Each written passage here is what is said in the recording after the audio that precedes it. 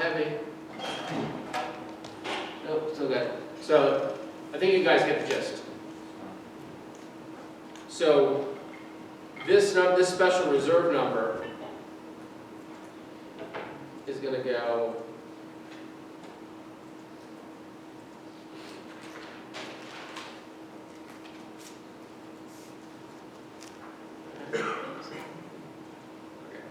so that number is going to tie to here.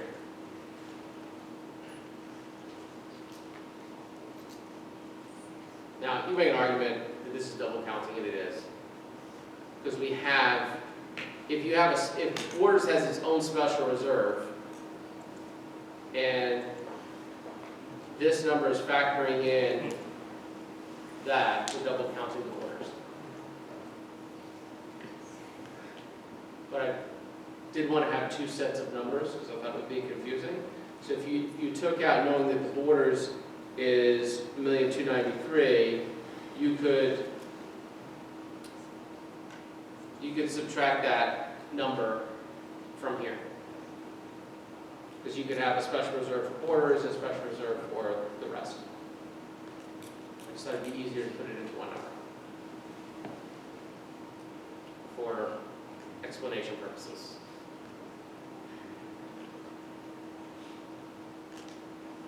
But in Game 5, there's still a short pool. There is.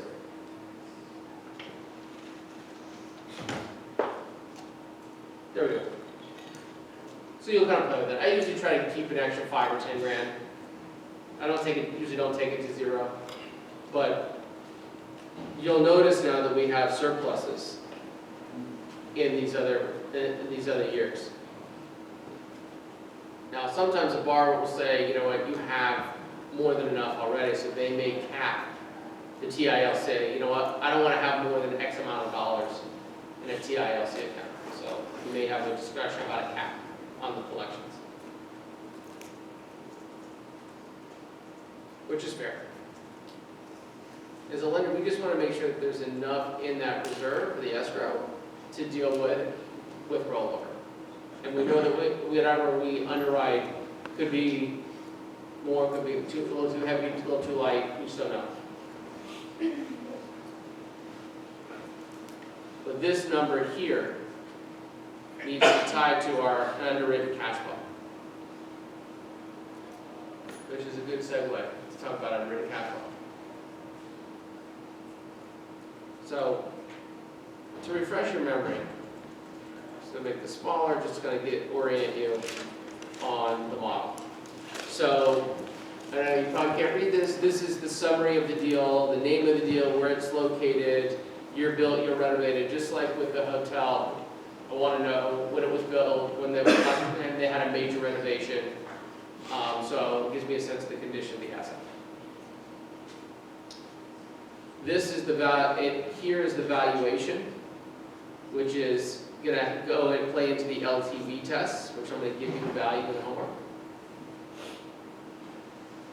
And then, just like with the hotel, this is what the borrower requested. This is where we're coming up.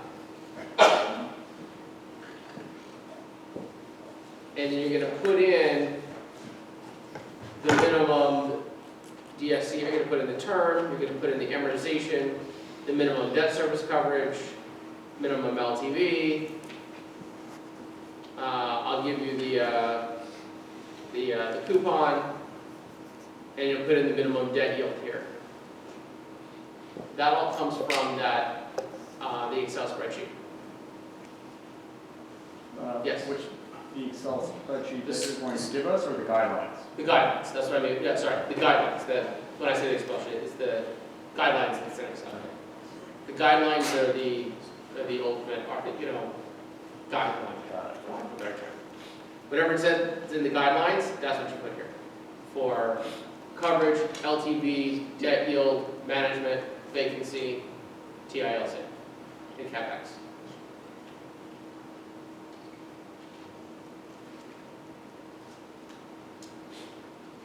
We're going to talk about the cash flows in a minute, but over here, it's taking the underwritten net cash flow.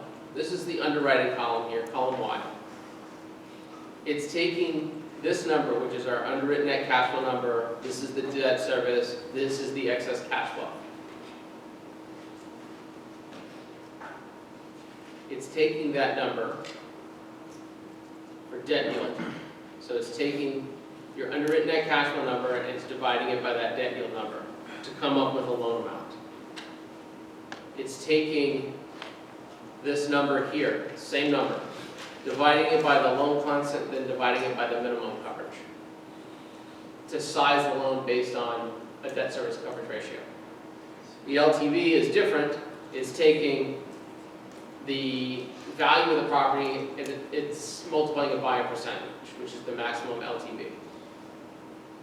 It's either 70 or 75 for retail on the guidelines. When I say on the test, what is the maximum loan amount? It's not what is the maximum of these three numbers. It means it's really the minimum of those three numbers. What is the most we can lend by taking the lowest of those three? Let me say that again, because I get a lot of questions and people get confused with maximum and minimum. When I ask how much can we lend, we're going to look at three numbers and take the lowest one.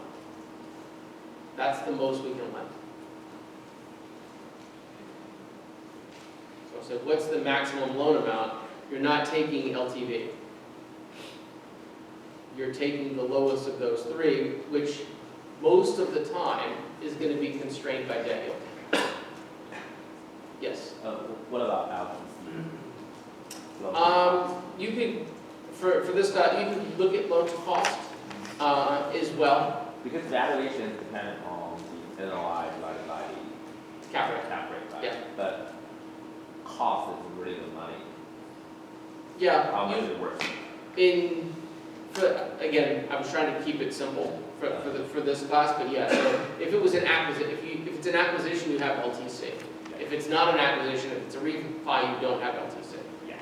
Right. So I purposely left that out because I used to have LTC and people didn't know where, got confused on when to apply it. So your rate is an acquisition which should take into account the LTC, and your LTC is kind of lower. The cost of your rate is lower than the valuation. The cost should be higher than the valuation. Because if you buy a property for, in this case, $32 million, right? You're still going to have to pay the attorneys, you're going to have to pay the lender fees, you're going to have to pay for title and survey, so your costs are going to be higher than the value. Follow? Because the value is what you pay for the asset, but then you have the transaction costs. They get added. The value is calculated by the NOI divided by Right. the cap rate. So you can hire a third party to do the valuation job, Yes. and that number could be manipulated, and that number could be higher than the cost, real cost of this project, right? No. Whatever expenses that you have to close on the acquisition gets added to the purchase price. I'm trying to say it differently to maybe, Because Make we're it not clear. looking for the next year's NOI, we're looking back from. yeah, we're looking at today, like if I'm buying a property from you, right? You say, I want, say in this case, $32 million, right? I'm gonna need to hire an appraiser, you need to hire somebody to do title and survey, I need to pay attorneys, right? So that could end up being another $100,000 or $200,000 of expense costs. That for me, I didn't pay $32 million, I paid $32.2. Because my costs are higher. Where it gets tricky a lot of times, that GPs in a fund may want to finance their acquisition fees and things like that, and that's not part of normal transaction costs. Not going to go down that rabbit hole for this class, but yes. So I just, to keep it simple, three sizings. You have debt yield, debt service coverage ratio, and LTV, and you take the lowest of the three. So when I say what's the most we can lend, what's the maximum amount we can lend, it's the minimum amount of those three. Can you do the equation for the constant? For the constant. This one? Yeah.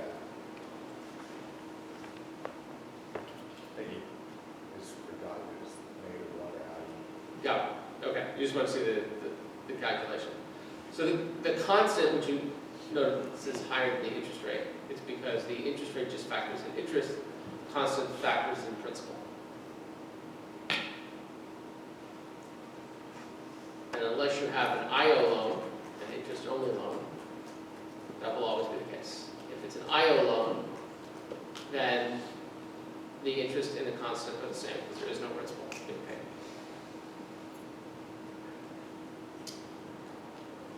You want that? Well, that's exactly where I was going to go next, to the break-even cash. We'll talk about the break-even cash flow. So, let me talk about the regular cash flows. We're going to talk about break-even. So, PY, can you guys see this? PY2, PY1, T12, PY prior year. This cash flow on the left side here, all these labels, are exactly like the ones we went through the anatomy of the cash flow. So that's why I wanted to get you familiar with how this gets laid out. So you have gross potential revenue, you have other miscellaneous, you have recoveries, and then you get to gross revenue. So here you'll notice that we've got base rent and we've got recoveries. And what I'm looking for here, I'll make this a little bigger so you guys can see, are trends. But this is all basically flat. And the recoveries are slightly up. So it's pretty stable. So like we did with hotel, I'm looking for a variability. And you can figure out how you want to underwrite that. Do you want to underwrite the highest, the lowest, take an average? If there's volatility, I don't take the highest. I usually take the lowest or I take an average. Because you're setting yourself up for potential failure as a lender if you take the highest. And I apply that same approach on expenses. So total expenses, the first thing I look at is the total. And this is the operating expenses. So it goes from $1,310,000 to $1,305,000. It drops down. I probably would want to figure out why that is, and figure out what line item is driving the reduction, and then take an average or take the highest number for expenses. If you take the lowest number, it's giving the borrower the most credit. So then we come down to our total expenses, and then this is our NOI is here. Then we subtract out the reserves. This is the dollar a foot that we're talking about on the rollover. We're going to put in the 15 cents a foot, which comes from the underwriting guidelines. So we have total reserves of $204,000, which gets subtracted from the NOI of $2,053,000 to get to our underwritten net cash flow of $1,849,000 in this scenario. The debt service, we'll calculate that's $1,286,000. So if in this case we wanted to trap cash instead of to collect it here,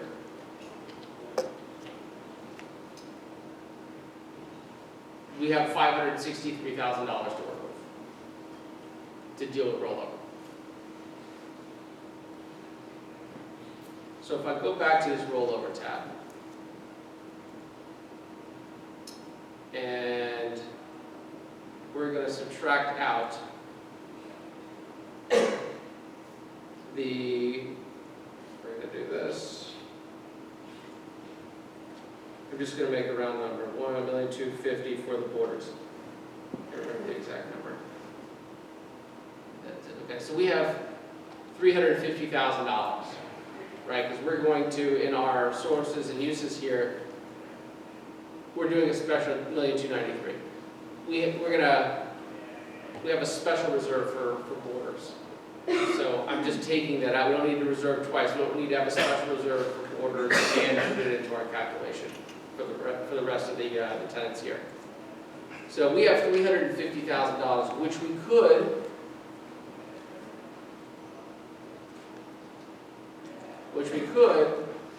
do it up front, but because we have $563,000 in excess cash flow, we could just take it out of cash flow. We could take it here, versus doing it all up front. I don't care which way you do it on the warrant. Just tell me what you did. I'm looking for, do you have the total amount that you need and how'd you get there? You pick the way.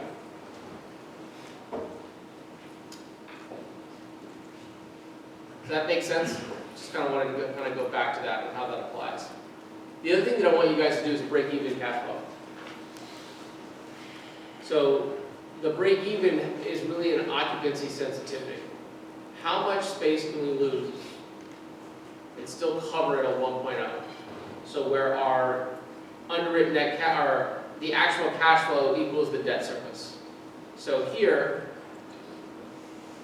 and we did this in the last class, I goal seek the debt service, I keep everything the same. So this is really our underwritten cash flow. This break even. And the only data point that I change is the vacancy. So I'm going to goal seek this cash flow by figuring out how much the vacancy would increase from our underwriting. So I know that we need to be at least 74% occupied, 73.6, to cover debt service and reserves. Because this break-even cash flow has our underwritten reserves linked to it. So we underwrote 8%, right? 8.2. We know it can go to 26, so we can lose roughly, 18% of our income and still pay debt service and reserves. Yes. Do you break even just for retail or for? Because I don't remember doing it for. I always do a break-even analysis. Yeah. Hotels, it's a little harder because, what do you want to hold constant, ADR or occupancy? I usually will hold ADR flat and do sensitivity on occupancy. We keep rates flat. How much we lose in occupancy before we can't, get to a 1-0.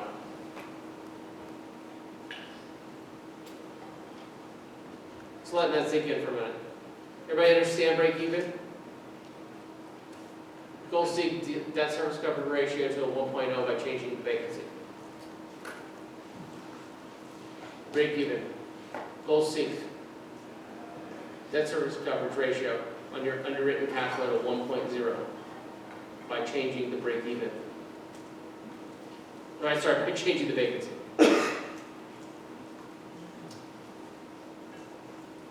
So you'll notice here that we're a little bit short, which is common. So the levers that you can pull are, okay, have we counted all the income? Are we too heavy on expenses? Can I go lower on my reserves? It's also the reason to do a cash flow trap versus an upfront reserve or ongoing, increasing the TI&LC in your underwritten cash flow. Because if you're already short, that's just going to make you further away from what the borrower wants. Now, sometimes you can get there, sometimes you can't. Sometimes you can't get there on a first mortgage, and this is outside this class, but maybe you do a mezzanine loan for the rest. So if we're short by roughly $3 million, you could do a $3 million mezz. And the mezz would price, probably double of what the first would price. Does the income your example here include the borrower's cash flow or no? It does. But we have a special reserve for that. That's why it's Okay, so you counting. can count the income as long as you're reserving for the Correct. discount fees. Correct, and we would need to add some for downtime. So if we have all of that, in theory, that we're protected. But it's a risk. You could do, if you were uncomfortable with that, a holdback. So you can calculate what part of the total loan proceeds are attributable just to the borders space, and you can hold back that amount. So if borders, let's make up a number, is $10 billion, you would just divide that by the debt yield. And that's the amount you would hold back until that space is released.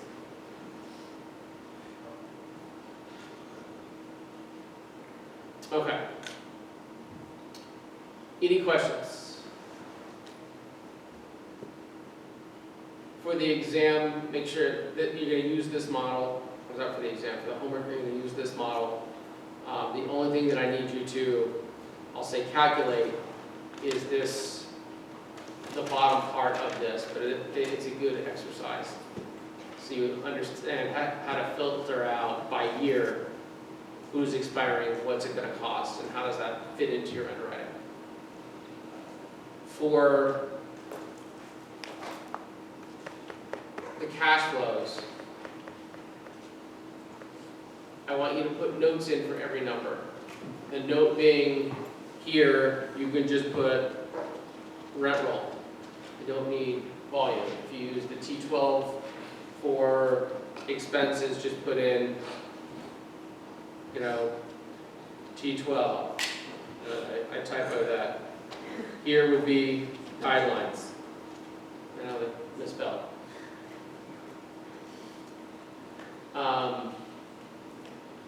That way I know that you've reviewed every line item. We'll be looking for that. You know, if you took, an average of 3 years, put ABG 3 years. Or 2 years, or however you looked at, but, lowest, took lowest number of income or took highest number. You say highest historical. And there's a right or wrong vernacular for this. I just want to know for each line item, what you were thinking. The only time you would get counted off of this, one, if you didn't do it, two, if there's volatility, you took the highest number. You gave borrow the most credit. So on expenses, you took the lowest number, and on the income, you would take the highest number if there's a lot of volatility. You will not have all sales for every tenant on the homework. But for the ones that you do, we'll put this together. We'll put you'll do an occupancy cost analysis. I'm gonna go through the homework in a minute. Trying to give you the roadmap to success here, both on the homework and on the exam. All right, let's talk about the homework. And then I will, it's in week 5, thank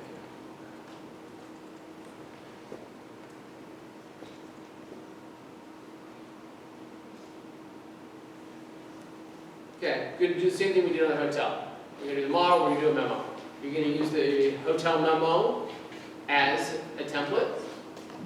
You're just gonna change it up for the retail for this asset. Please remove all references to hotel. Now, if it says dollar per key, it should be dollar per square foot. We'll be looking for things like that. Every student is going to do it. I'm going to give you the cash flows, I'm going to give you a loan app, I'm going to give you a broker package, and you're going to have to apply the guidelines and everything we talked about in class to this new property. You're going to come up with a different loan amount than what's in the app by design. I want to know what you come up with, I want to know why. There isn't a right or wrong answer. I'm not looking for, you should have come up with this loan amount and not that loan amount. I want to know how you thought about it. That's what I'm looking for.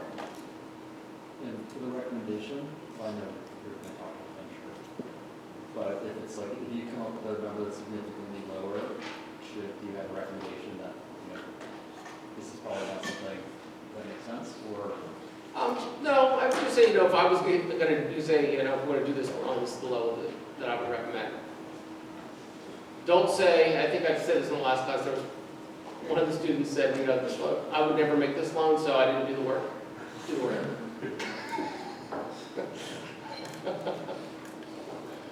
That's not a good approach. Come up with something. Even if it's $100,000. You don't come up with something more than that, but you know what I mean.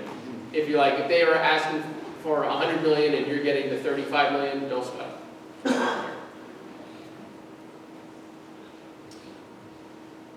Let me make this a little bigger so you guys can see this. So again, if you can do the model on 11 by 17, very helpful.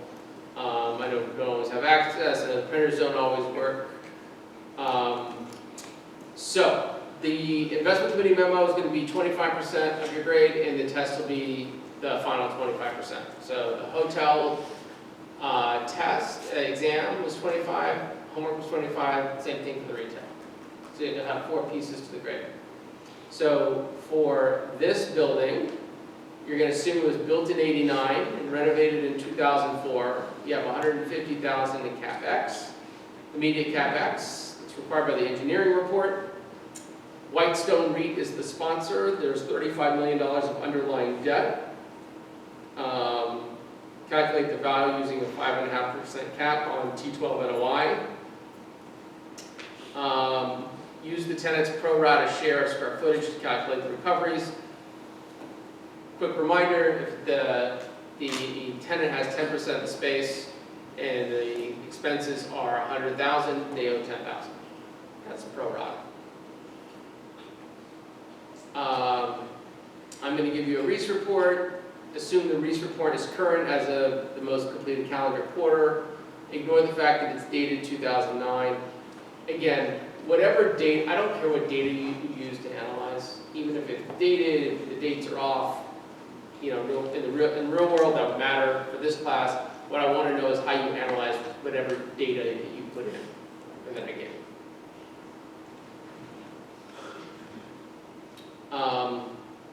Note that the following tenants can terminate their lease within 3 months if Albertsons and Office Max vacate. You'll have to figure out how to deal with that. This is an outline of what the minimum, what I want the memo. Yes? What do you mean by there's 35 million in underlying debt?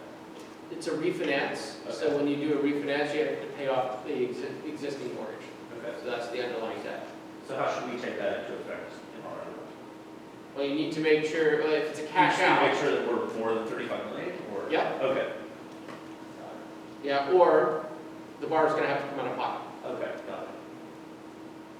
I wouldn't say I didn't do the work because you can't get, I can't get to 35 million, but the borrower would have to come out of pocket. Got it. So, but if you size it up and you're getting to 50 million, then you know it's a 15 million cash out, Yep. and you need to take that into account. Everybody understand that? So this is what should be in the investment committee memo. It'll line up with the sections that I gave you on the hotel. You do need to do what's different for retail. Is I want to see the reserve analysis, which was that, you know, we went through with $1 per foot, the time to the, you know, you have to break, you're going to sort by lease expiration date. You're going to figure out how much you need per year, and you're going to run the math there in the long term. So I want you to include that as part of the homework, as part of the model. I want an occupancy cost analysis for each tenant that reports sales. And you'll do the underwritten cash flow with 3 to 4 years of historicals and a break even. So I'm going to give you the broker package, the REIS report, which is the market report, the loan app, and you have the underwriting model. So you'll zero out everything that's in yellow and then repopulate.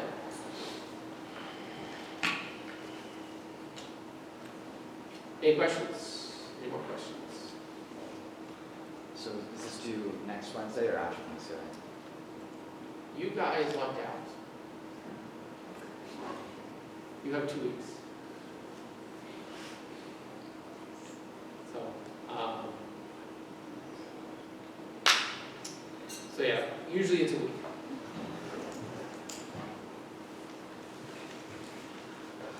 But because there's no class, you have extra time. Just kind of the way that works out.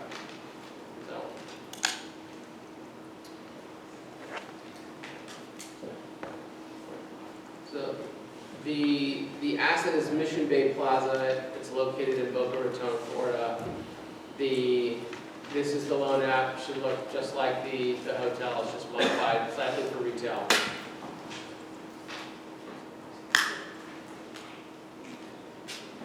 This is the broker package, which you can go through. I'm not going to go through that here. I'll let you guys do that. This is the REIS report, which gives you the market intel, which will give you market information for TI, for LC, for vacancy, rent comps. And again, it's dated. I know it. I don't care. Just use the data, analyze the data that's here, and tell me what you think about it.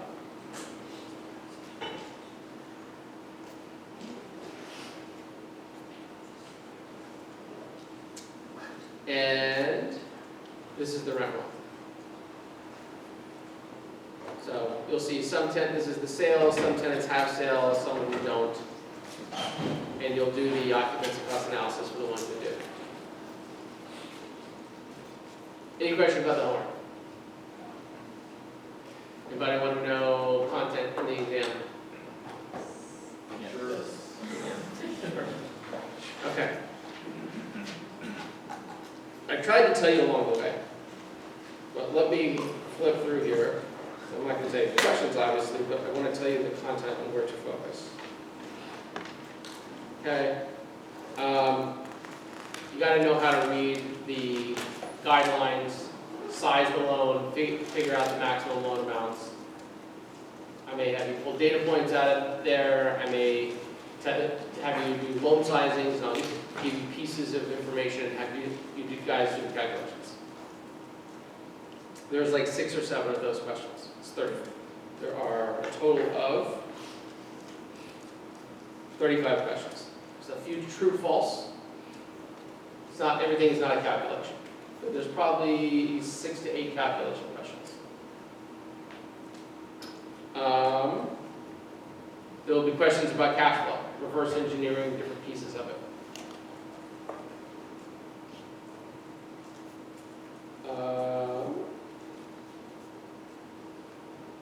There will be some detailed underwriting questions that might come from the Word file.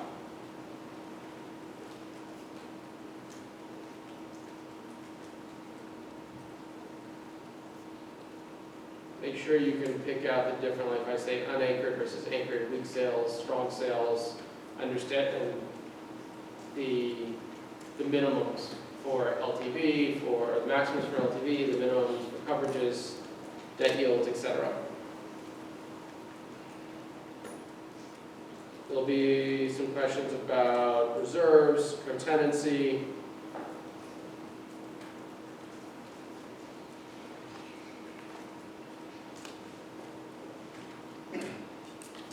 A little bit of cash management, just understand the different accounts, the caps, the traps and the triggers that we talked about. Nothing detailed calculation-wise, just concept.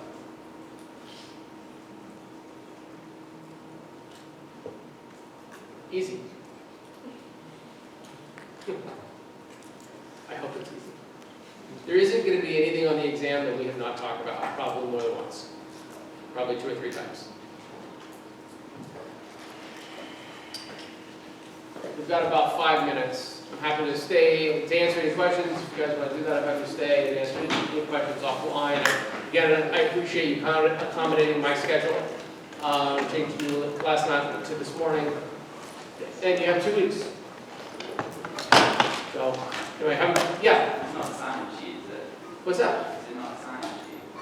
A sign-in sheet for what? Attendance? No. My view is you paid for it, I'm here. It's up to you. So, yeah.